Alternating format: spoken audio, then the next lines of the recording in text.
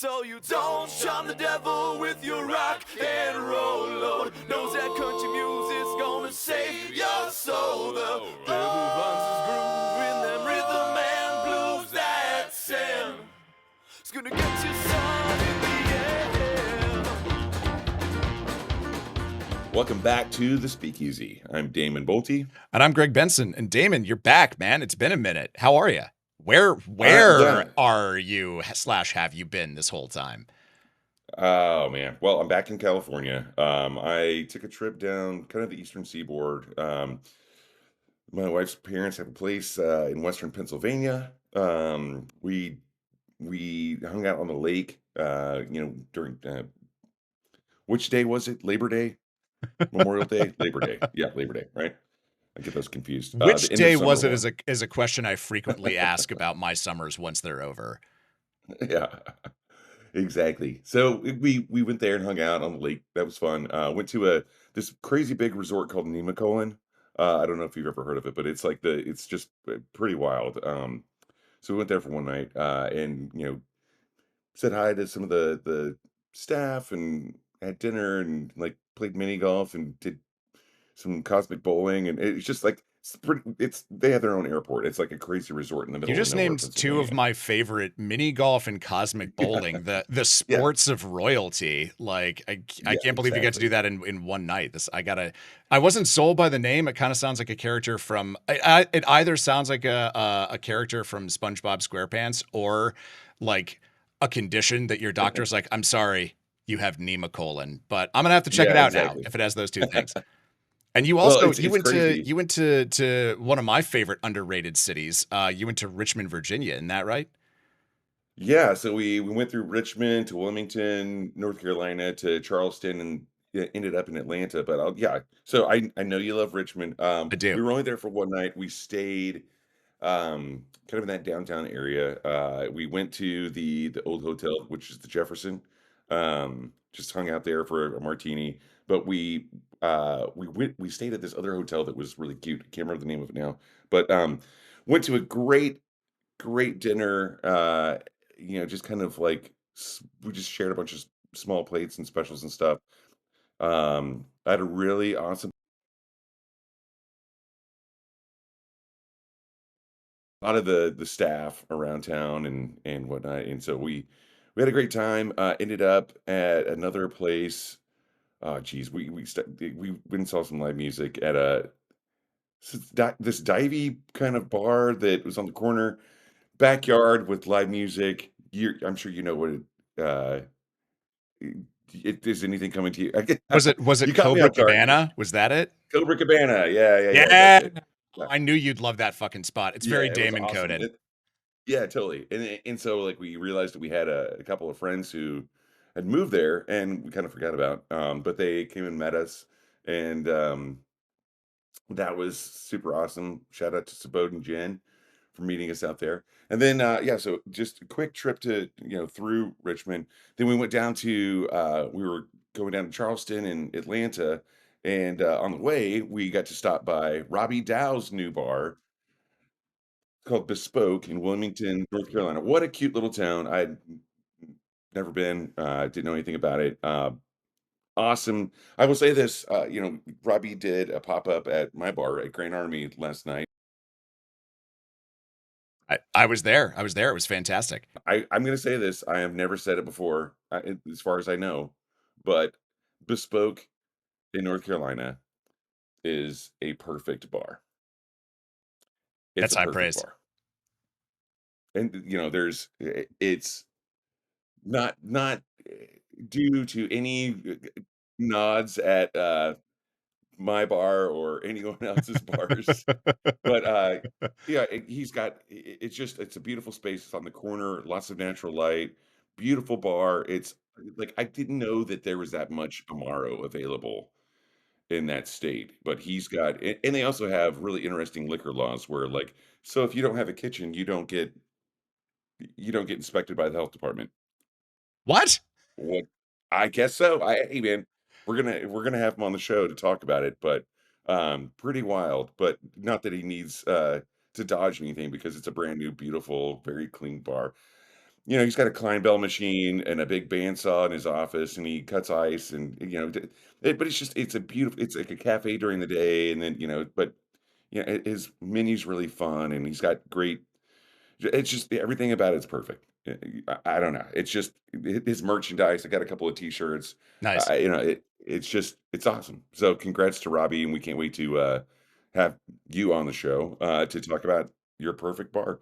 Um, which I'm sure he'll disagree with that statement a little bit, but and then of course we spent a lot of great time in Charleston, and what a town. We're gonna have to go and just do a live recording from Charleston one of these days because there's too much to talk about there. Wonderful Yeah, absolutely. people, awesome food and drinks. And then of course Atlanta, we went to Bones for the first night, and just Jamie and I date night, and I love that place. It's an old school steakhouse. That's my scene. And then I got to see Henry O and hang out with him, and just kind of kick around. And he showed me around some of the neighborhoods that I hadn't been to before in Atlanta. So there's a lot of cool stuff going on everywhere, and we've just got to keep going and report on all of it. Love So that, man. That's I feel- fantastic. And speaking of reporting, we have a little bit of industry news to break here before we get into the show. yeah, Actually, this happened. I think this came out yesterday. This was public yesterday. That Lalo Tequila, Lalo, who's been on the show, and is a good guy and makes really really tasty juice. They just got acquired by Tito's for. I can't remember. It was a big payday for him. So first of all, congratulations. He built a great brand, not only in terms of, what's in the bottle, but everything around the brand, like all of their messaging, the images they published, the kind of like lifestyle they created around it. It was really tight and it was really well done. So congrats to them. Well deserved. A lot of hard work that yeah, pays off. But totally. it's interesting looking at this now because it felt like it almost made me nostalgic for like the 2010s when that was happening all the time. You had these small brands that were getting snapped up by these bigger fish. And it seemed like every single day you were on Instagram, it's like, oh, they got acquired. Oh, they got acquired. Oh, they got acquired. And it feels like Well, Tito's is one of them, one of those brands actually at one point. that's true. That's true. Yeah, exactly. Yeah. They were a small fish. I don't know if you ever played the Mac OS game where it's like you're in a pond and you start out as a small fish and you just like you eventually get bigger and bigger and bigger and they're like that. I think it was called Odell Lake. I don't know why I remember that. I don't remember anything about high school calculus, but I remember playing that game in the 5th grade. So they've become the huge fish now. But it's interesting. It doesn't feel like that's I was struck by the fact that it doesn't feel like that's happening very much anymore. And I'm like, are the big fish too big? Are the small fish too small? I don't know. I've been turning this over in my head over the last 24 hours, but I'd love to get your take on it. Oh, well, I mean, I don't know. I worked for Gallo for 4 years, so to me, it's like, So I have a what? non-negotiable NDA and I can't No, no, say no. anything. It's I think we're past that, but it's just like kind of, I don't know. To me, it's bigger brands acquiring bigger brands. So yeah, and then even seeing something like High Noon just blow the fuck up. Like out Mhm. of kind of nowhere. It's like it's I don't know. It's hard for me. Like my take on it is a little skewed these days, I guess. But yeah, I haven't seen any small brand acquisition or newer brand. I should say newer brand, not small, because I think everyone has the intention and goal of paying the bills, Mhm. making a successful product. So it's hard to say, and also like there's clever marketing, and then you realize that, like maybe the marketing dollars go into or the dollars go to marketing rather than hiring staff. Like there's other ways of doing it. So like I don't know, there's no perfect formula for it, right? You can't even like it's like playing the stock market. It's like almost impossible Yeah. without a little insider info.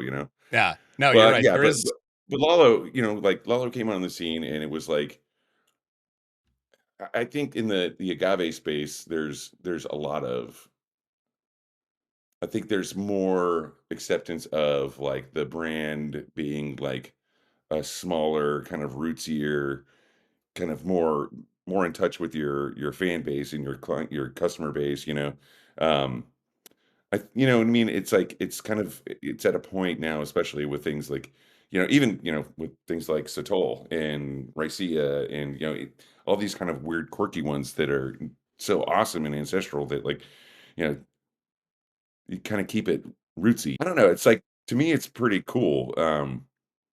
Especially knowing Lalo, right? And just being happy and proud for your friends who are making these things happen. It's like I'm still waiting for, you know, Livewire to get picked up by like AB or something like that. Yeah, for But Aaron Polsky, Aaron Polsky would do amazing at being obscenely wealthy. Like, of all the yeah, people I that I know, think I would know. do great having like a $50 million payday, I think he would spend it on awesome shit. And I just want to see what he does with it. But Totally. I wanna double click on something that you mentioned earlier. You said there's no perfect formula, but there might be a perfect formula if you're trying to design a low ABV gin. And fortunately, in the Right. studio with us here today, we've got just the right person to talk to us about that. We have Sharelle Klaus. She is one of the co-founders of Second Sip Gin, which is a gin that clocks in at 20% ABV. So Sharelle, thank you so much for joining us. It's great to have you.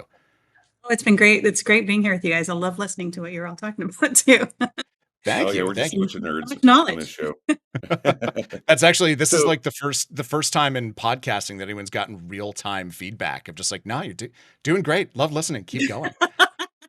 I want to get you're right like into my it. mom. Like, That's true. Yeah, fine, no, I take it doing back. I take it fine. back. It's the second time we've gotten Yeah, real-time feedback. The you're first doing time real was good, always and Damon's mom. you look Real handsome. good, honey. Uh, One of the things that you said you wanted to talk about, we when we were discussing the show, you said that you straight up wanted to answer the question why people should drink Second Sip over a regular proof gin. So I guess just up at the top of the show here, here's your chance. Why should we drink a 20% yeah, ABV gin when there are full strength gins available everywhere fine liquor products are sold?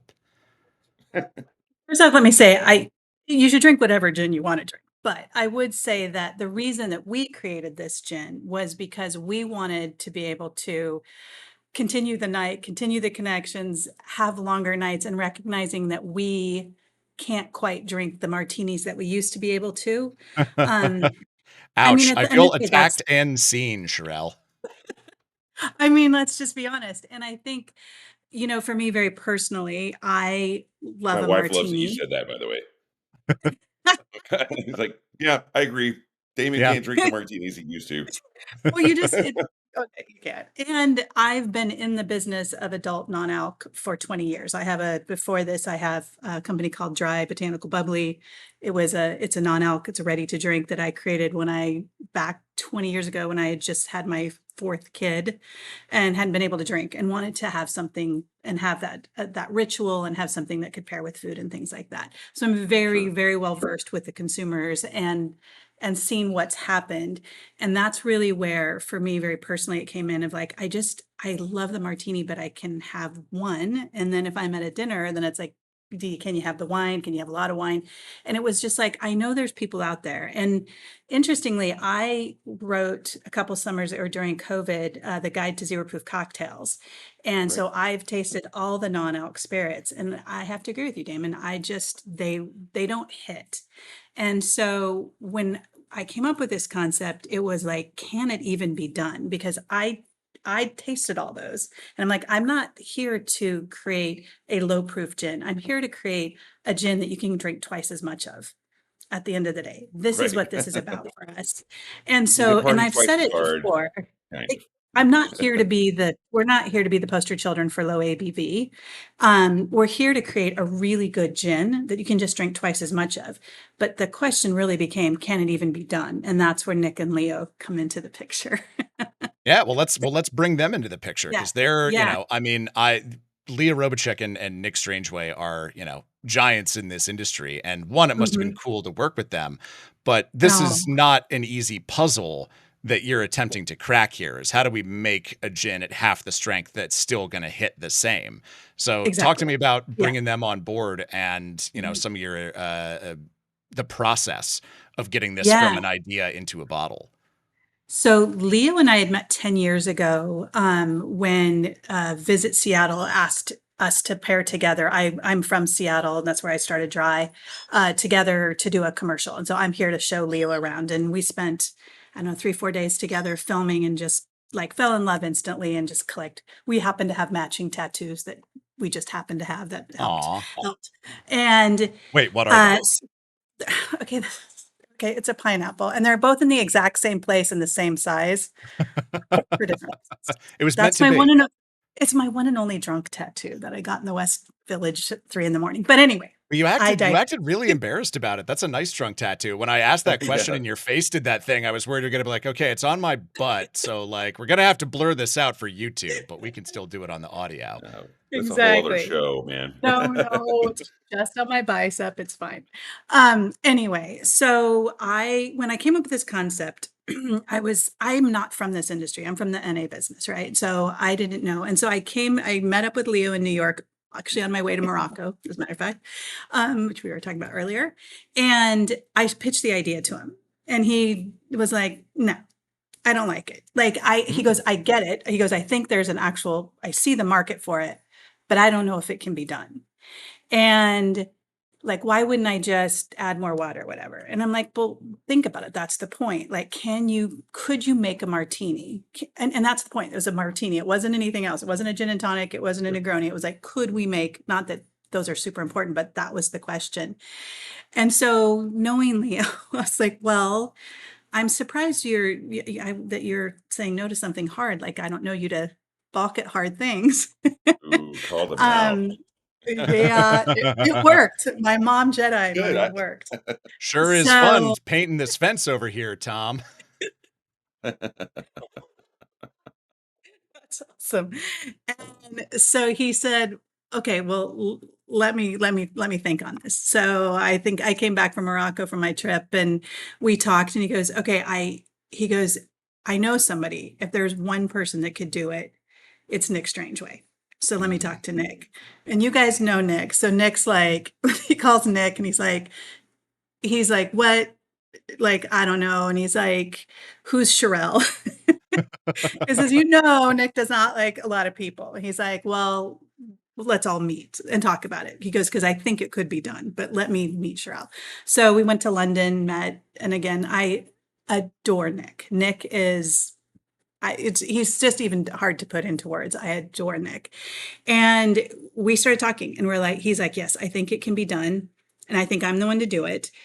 But we made a pact with each other. We're like, listen, I said, I'll support this financially. I will get this going. But if it doesn't work, we're going to just walk away. Like we'll create it.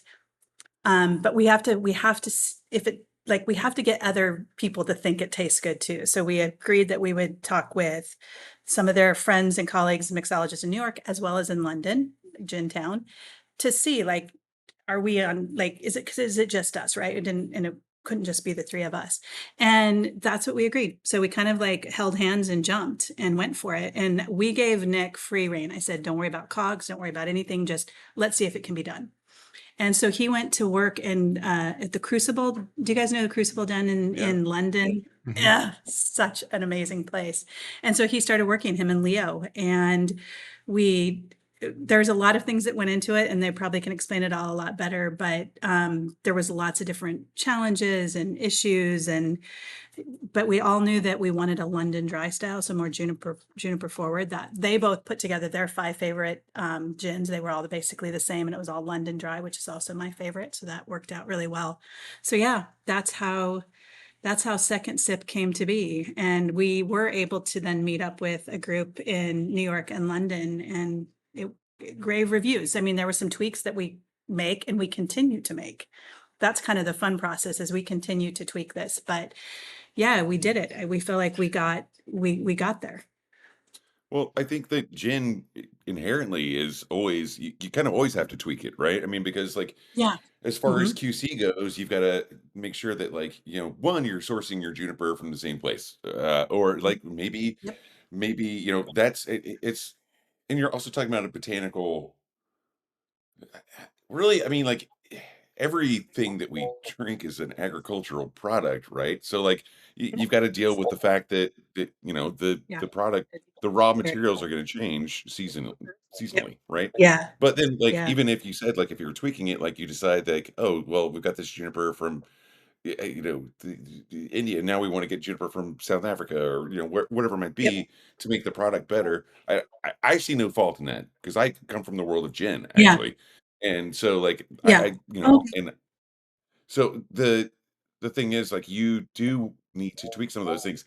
I can see my first thought was that if you're going to make a concentrated flavor with low ABV with alcohol actually kind of naturally pushing the flavors out and onto your palates, and even the olfactory side of things, you seems like you need to like really concentrate the botanicals, right, in a way that maybe is Yes. difficult to do if you're using less Mhm. alcohol. But then you think Mhm. like along with that, it's like if you filter out the oils, those citrus oils, or even the oils from like the juniper, like they'll cloud it up, Yep. like it'll Mhm. make it loosen, Yes, the looshing. and Yes, we right. had the So like looshing. Yep. so Shoot, that's yep. yeah, I imagine that was one of the major first things that Mhm. you had to deal with, right? Yep. And so like Absolutely. there's but then if you strip some of that stuff, you're also taking away congeners, which add to the flavor. So like there's Mhm. I totally agree with going with Nick Strangeway on this one because like I said, one of my favorite seminars I've ever attended uh in this industry was put on by him, and he was talking about like preservation of flavors in Mhm. one way, and then the other side of it was how do you recreate these flavors when they're out of season. And we're talking about like Oh, yeah. it was in New York, and we're talking about like upstate TriStar, like wild strawberry season. And Yeah. he's like, but if you only have Driscoll's, he's like, and then he put up on the projection on the screen like the chemical breakdown of each, and then how to tweak this with natural products, and to take a Driscoll, dip it in, and we had ramekins of lemon juice, raw sugar, and orange flower water, and you kind Ah, of did a dip, and you taste it, and you're like, oh my god, this is a wild strawberry, and it wasn't just the flavor; it was the actual chemical makeup of it, yeah. So Yeah. it was like, what? And it was like, Mine, and that yeah. was what, yeah, him and Dave He Arnold he talking blows about my this. mind all the time. Yeah, So I know the exactly. So feeling. Yeah. so it must Yeah. have been amazing working with them both. Well, let's bring it back to gin Not. here because I wanna talk a little bit about Yeah, totally. we were just talking about some of the wizardry that your co-founders in this space can work with flavors and with the Mhm. chemical makeup of some of the biological products that you're using. Yep. Let's get nerdy. We're Yeah. all dorks here. Without giving away the secret sauce, kind of what were some of the tricks that you had to pull in order to make this a product that you were satisfied with at 20% ABV? Yeah, and we decided at the beginning we were gonna be very transparent about how we did this. Like we're not trying to pull the wool. We were like gonna be super transparent because we're proud of how we figured it out. So basically we do a double distillate, so both of a citrus and a juniper. And then we add in 4 to 10 times the botanical of what you would see in a regular There you proof. So go. that's Yeah. that's so that's why. So sometimes when people are like, "Why is this expensive?" I'm like, why don't people know Right. that neutral grain spirit is the cheapest thing you put into it?" So 4 to 10 times, and then after that, we bring in, a CO2 extraction of juniper to then bumps Oh, that cool. juniper up. So that was Mm, really where Nick was excited to try those pieces of it because that's kind of a newer technology right. for the spirits industry. And then we needed some umami, and so we went with seaweed on the umami, tried mushroom Right. and seaweed. And then Leo had tried a gin, and I'm going to forget the name of it, but they had added just before we were starting all this, just a touch of salt. And it Hmm. had that thing where it just like you kind of kept wanting to drink it. So we tried that and added a little salt. So that's basically how we got there. And there was lushing is definitely an issue we've had, and we do have to tweak, and we've like batch number 1 versus we're on batch number 5 now is we just improve it, we improve it every time. And but yeah, so that's That's basically it. I mean, if you have Nick here, he go into it far more. So you should I definitely like bring Nick in the too. I like the salt idea because there's Mhm. actually I don't want to say the name of it, but or maybe I will. Fuck it, who cares? But it's an old London dry. It's the Gordon's cup. Yeah, it's an old Uh-huh.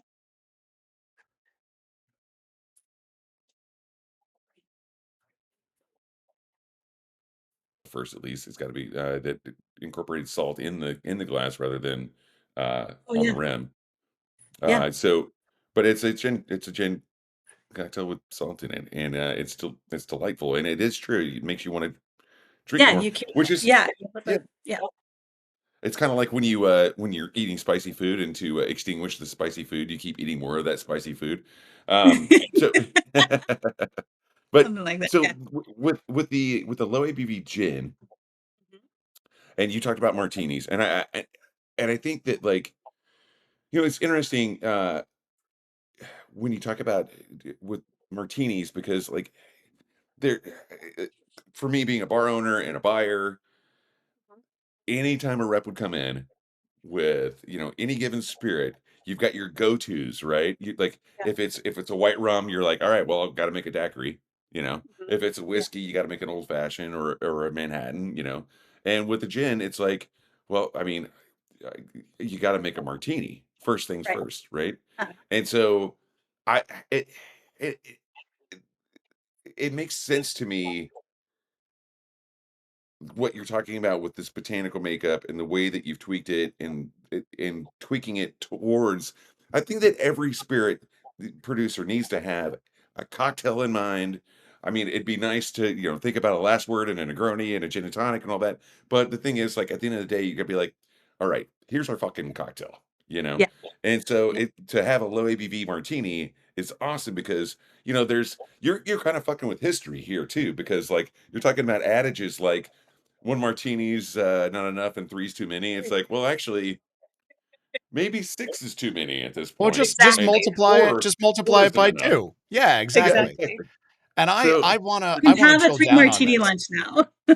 Yes, yes, and you can still come back and be moderately productive after. I mean, I don't know. Is you're We've probably at your most genius at 1.5 martinis, let's be honest, right? Like, I that which is am exactly. peak me at exactly 2 martinis. That is Yeah. me functioning at my best level. Unfortunately, I don't stay there very long, so I have to make sure I harvest the genius quickly, you know? Yeah. I'm It's one like and a it's like a half. wet hop ale. You gotta get it within a certain window or it's not gonna work.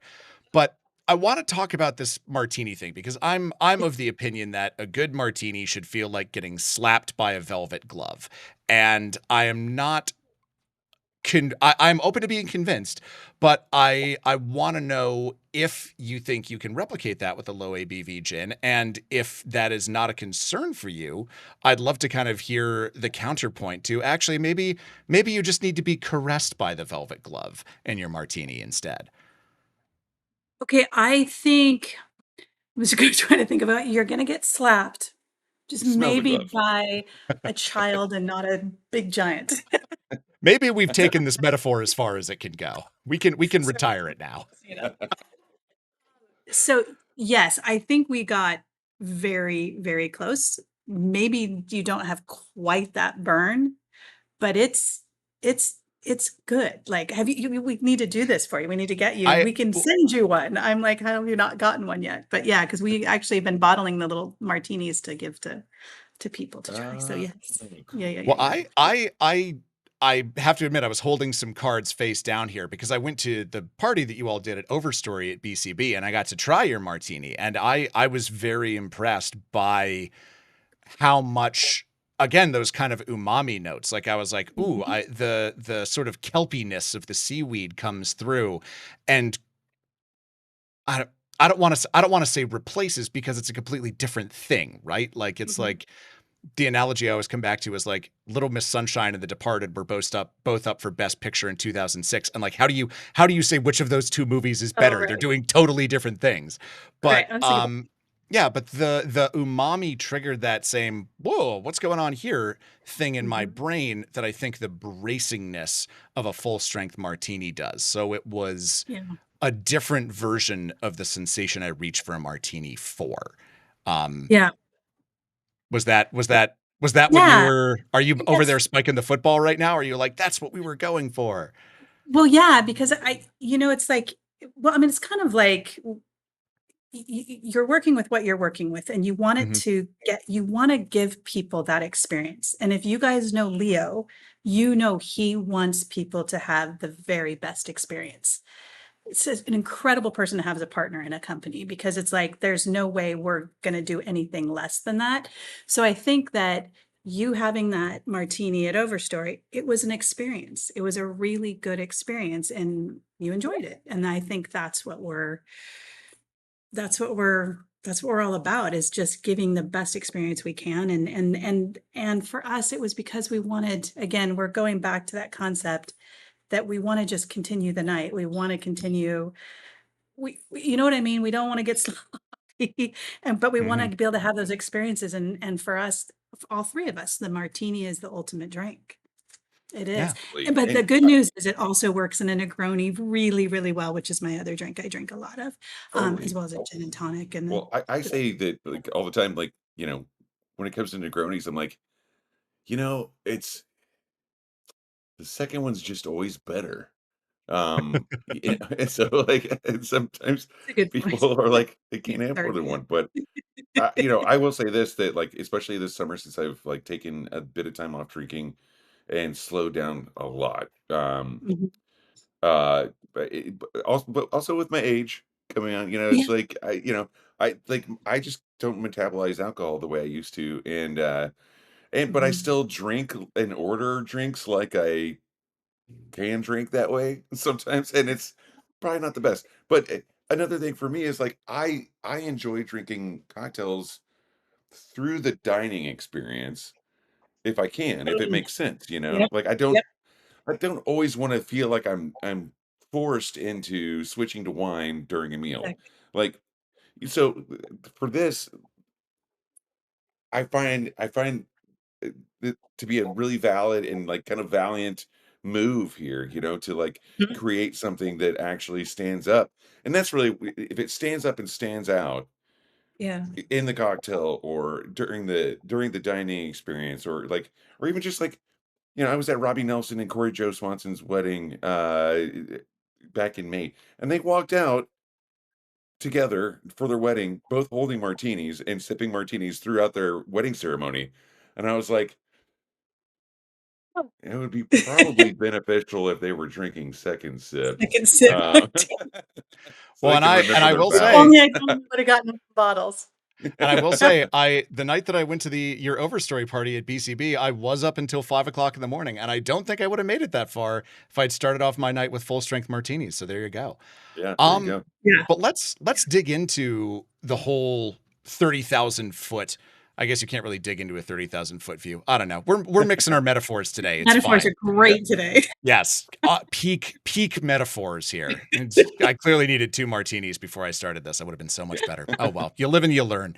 Um, but I do want to discuss a little bit about the low and no trend, because we've got Huh? enough years of data on this that we can actually say definitively, like, this is what people think. And like you, Damon, a lot of people are embracing these opportunities to kind of rethink their relationship with alcohol and maybe take some time off, maybe make some choices for beverages that are gonna hit a little bit less hard.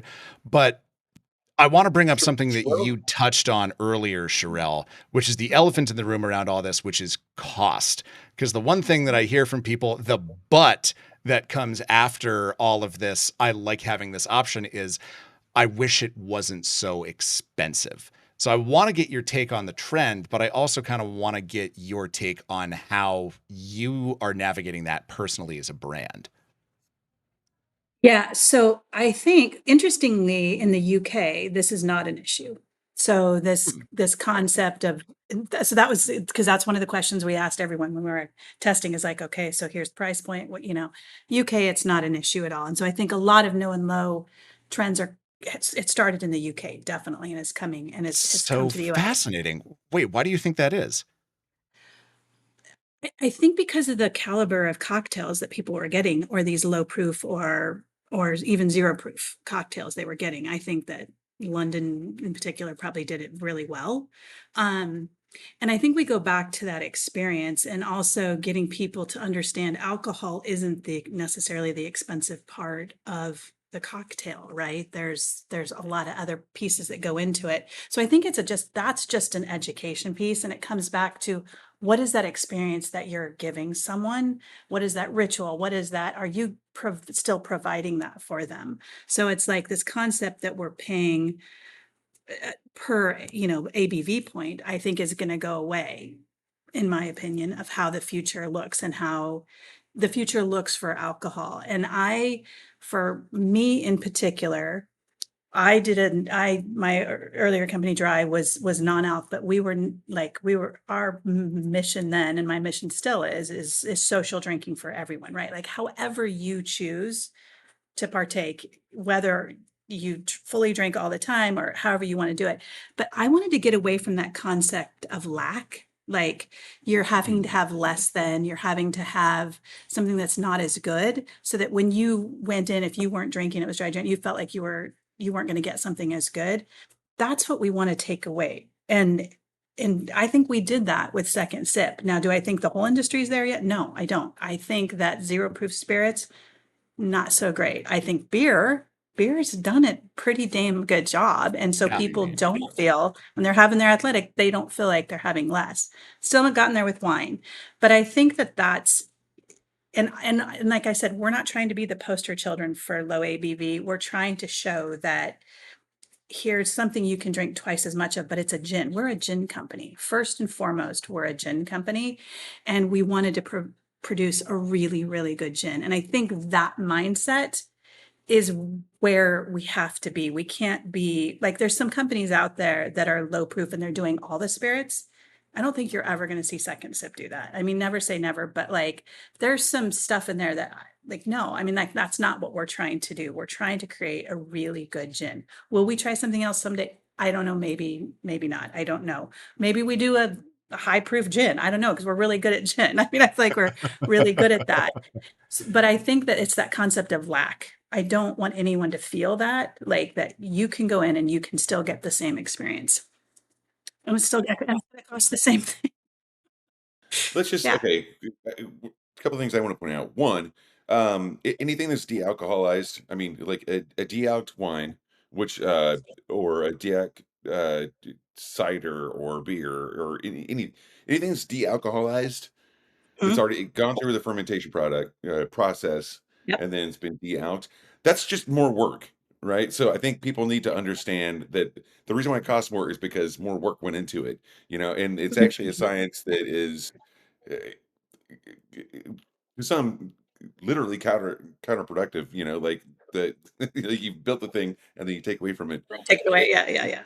right, but in that process you've actually made you've it's not about the product anymore, it's about your experience overall, right? Mhm.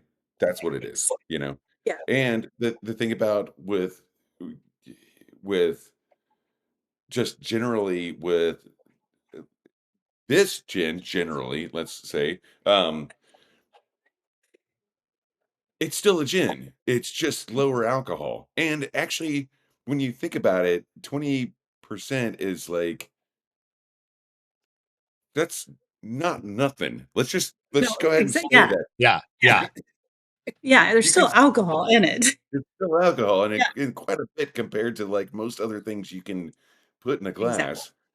Right. So I mean, like, there's nothing to like balk at or scoff at or anything like that. So Yeah. like, it's still like it's Yeah. still a legitimate product as far as ABV goes. It's just you can drink twice as much of it, and then you have twice as much experience. I I, I love the concept, and Thank you. again, like Greg said, his freezer door Mhm.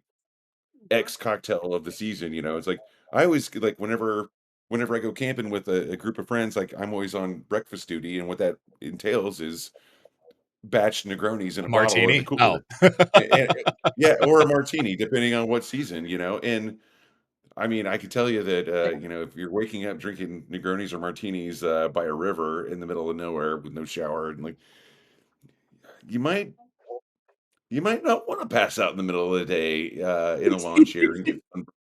Yeah. and Yeah, wake up with a hangover before dinner. Yeah. yeah, So interesting. Well, one it's thing you twice a guys week. might find interesting on the ABV piece of it is that we didn't tell Nick where it had to land. We were like, Hmm. it's going to land where it's going to Yeah, land. yeah. And we got frickin' lucky that it landed at 20 because now I can say you can drink twice as much. But it's like Awesome. we like we're I mean, we wanted that was kind of what we'd hoped for, but we also didn't put that parameter on him either. We're like, so that gives That's very you some So cool. context of how we that's were so trying to do. interesting. Yeah. Yeah. I also thought of something kind of punny because that's what we do here. I was just thinking of like the 2 drink minimum at comedy clubs. Uh, There's that whole classic thing, and it's like some people when they go to comedy clubs, maybe they're a 1 drink person. I don't know. And then, mhm. but then it got me thinking about Chicago, and there's the famous comedy school and club called Second City. Yes. How have you not partnered with Second City and do like a Oh, second sippy? Because you can have twice as many cocktails, and that's your 2 drink minimum. oh my God, There's thank you. something We're on there. it. Yeah, There so is something taking I'm that I'm to I'm for hire. right. It's Uh, actually really good, dude. I do want to touch on this because of it kind of came up a second ago. The mentality of drinking and alcohol in the United States, ABV is such a commodity, I guess, for a lot of people. And on the consumer side, I mean, it goes back to prohibition, right? American prohibition. It's It prohibition. Yeah, it's the prohibition situation. Yeah. it's we still feel it, and like, I Yeah. mean, it's on so many levels. There's control states. There's like monopolized, like Mhm. like. But really, what it comes down to is like, in London, it's like, yeah, you're killing it with like low ABV cocktails because there's never been some weird stigma of like, Yes. we gotta Actually, protect our booze, that kind of Well, thing, or kind correct. of kind of the opposite, to be honest with you. Like I remember when I was working for Brewdog in Scotland, which was the first kind of like American style craft brewery in Great Britain. People would come in and see we had a 5% ABV amber on, and people would go, "Whoa, that's a bit strong." Because they're used to just kind of like drinking their 3% lagers, Yeah. and they've got a Yeah. rhythm of just like, okay, I know exactly how many of How these much? Yeah. I can drink. Um, Yeah. and this kind of brings me back to something I really, really wanted to follow up on, which is you were talking about reframing the way people are drinking, like not thinking of it in terms of a lack, thinking of it in terms of more. And I just sort of Mhm. wonder what sort I of, love that. Morpheus mind tricks are you using? Like what is the branding of second sip that is getting people to reframe their thinking in that way? Well, everything that we talk about is like second sip to double, you can have more. So like we have double the fun, less is more. Like it's everything is around more for us. And so that's kind of where our branding is at. So I don't know if you'll notice a lot of times it's in our Instagram, there's always 2 glasses. It's about twice as much. And I think that resonates really well with people. And that's just, yeah, that's kind of from our marketing standpoint. And for us, it's always like everything we look at is around connection. And are we providing more connection, more community, more? It's always has to be more that we're providing.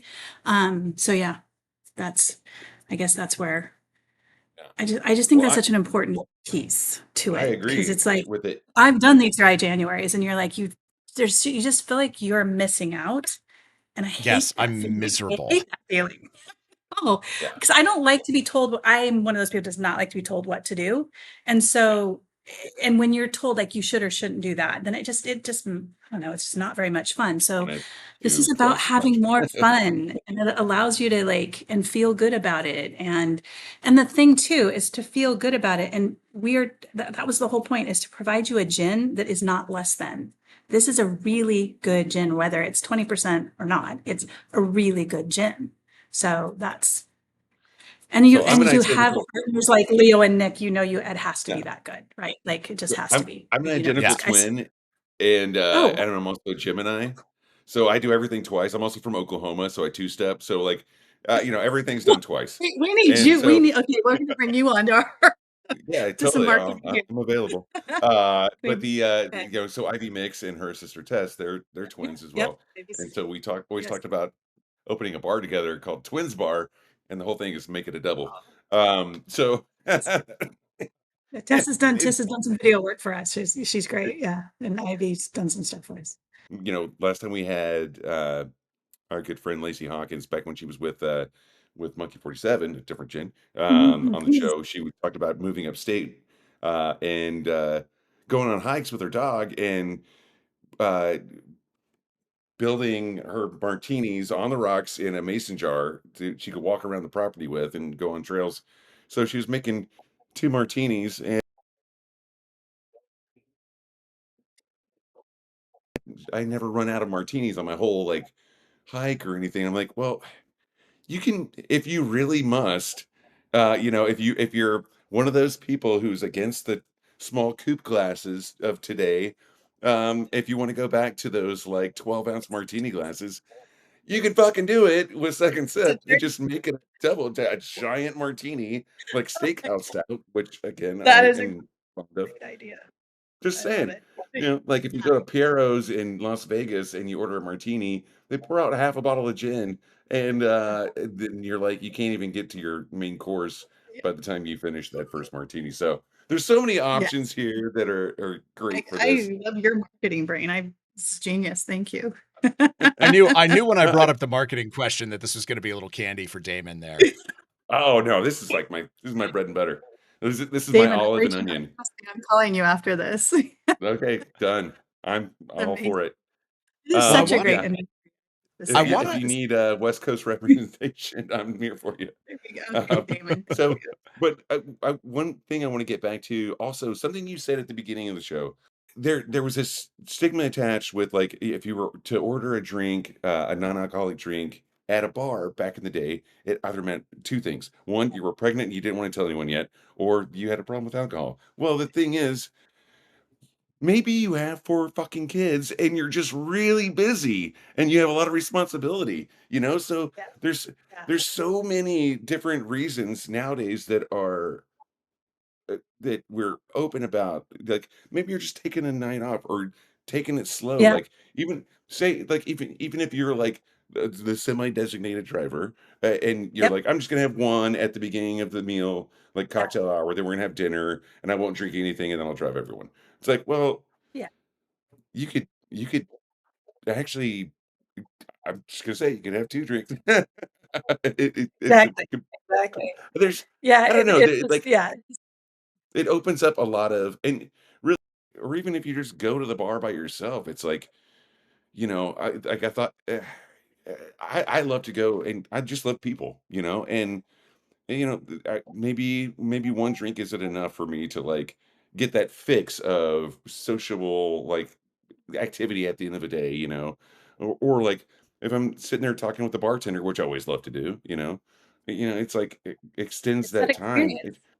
Yeah, It's the experience. We're all searching for the experience. It's not really about and getting yeah, yeah, it's not I getting think drunk rituals. and missing out, you know? It's the ritual Yeah, of it, you know? And also, I think rituals. there Yeah. another fun, kind of Malort-esque, uh, ad campaign could be like, well, your bartender's gonna be pissed off 'cause he's gotta listen to your stories for twice as long. Uh, but anyway, I'm joking too much about this, which I think is it's it's it's a great product. First of all, I'll say that because I had a couple of different examples of drinks. Like one was a martini, I think it was a 50-50 martini at BCB, and the other one I just tried on its own. My hope is that more people kind of that you've started a trend in the spirits world where more people are thinking about kind of that more really, I mean, let's call it what it is. Like it's a sessionable spirit. You know, it's like Yeah, session beers, you it know? is. So like Yeah. and that's what it's about. And I hope that you've started a trend for others to follow, but I'm just happy that yours exists now. The Thank perfect you. timing, Thank you. you know, Yes. and it's a wonderful product and I'm just excited for you. It's really cool, and you've got the right Thank you. people on the I really team, and appreciate like that. Yeah, it's really cool. Great packaging. it is. design guy, Oh, so thank like, you. yeah, it all works. Yeah, thank you. Yeah, we worked hard on that packaging. Well, let me Yeah. well, I Yeah. know I know we've had a long show so far, but, I do wanna ask because you said you wanted to talk about freezer door martinis, and I'm a big freezer door martini guy. Uh, so I just wanna let you rip. I'm just gonna put a quarter in the machine and let you go with your feelings on freezer door martinis because these have been a passion of mine for a while. Well, yeah, so I'll tell you why freezer door martini, especially with second sip. So remember, I'm not from this industry. So you guys are very much a part of that. Leo and Nick, obviously, royalty in the industry. And so watching them make martinis, talking about how you make the martini, getting the right dilution, getting the way you stir, the do everything.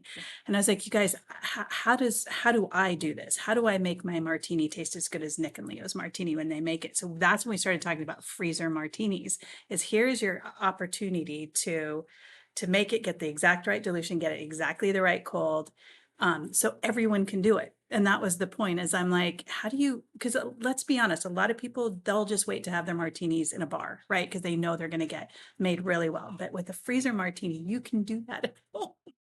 I'm like, Yeah. I get super doofy excited about it because I'm like, oh, shit, now I can actually make one that tastes like Nick or Leo made it for me, right? Because and it's so yeah. So we're actually good creating bottles that have like the lines on it to show you both for Negroni and Martini of That's like awesome. how here you go. Those will start to be gifts that we'll do or whatever and stuff, but so that people can do freezer martinis because this is also I'm like I love dinner parties. I love hosting, and so this is also another just genius move of like now you get the whole bottle and now you're set.